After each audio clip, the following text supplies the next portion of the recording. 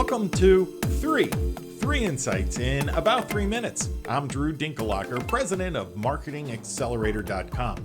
And today we are speaking with Carla Eng. She is the CEO and president of Abstract Displays, and for the last 20 years, she's led her company to meet the exhibition needs of her clients. With the global pandemic, we all know about the cancellation of trade shows and how that's decimated cities like Las Vegas. Carla led her team during this time in pivoting to develop a virtual event platform called VidExpo. Carla, what have you discovered is the difference between a virtual event and a traditional one? Well, obviously, it's going to be the face-to-face piece of it. Traditional is going to be face-to-face. Virtual is through, the computer. But what we've seen with it is that there's so much more investment on the front end for a traditional trade show or event.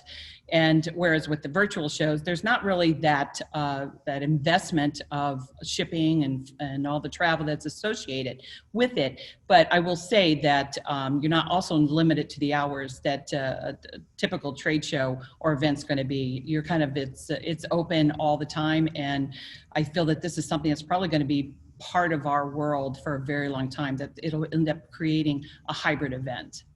You're right. Exhibiting hours always felt so limiting in my experience. And now all that investment that goes into putting that event space together virtually can live on well past the event and, for months, maybe a year, and still be leveraged by sales in the process. You're right. It's what we discovered in all of this is that you're not limited to the booth space that you purchased on the show floor.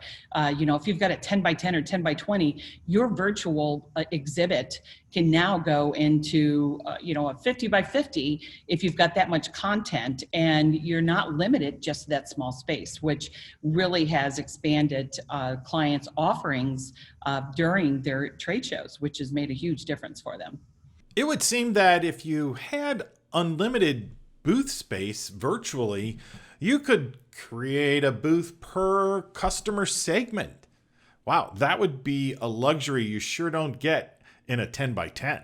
And you're right. It's to where you can change it per event. You can change whatever product you want, the content, and it can be done very quickly and very cost effectively.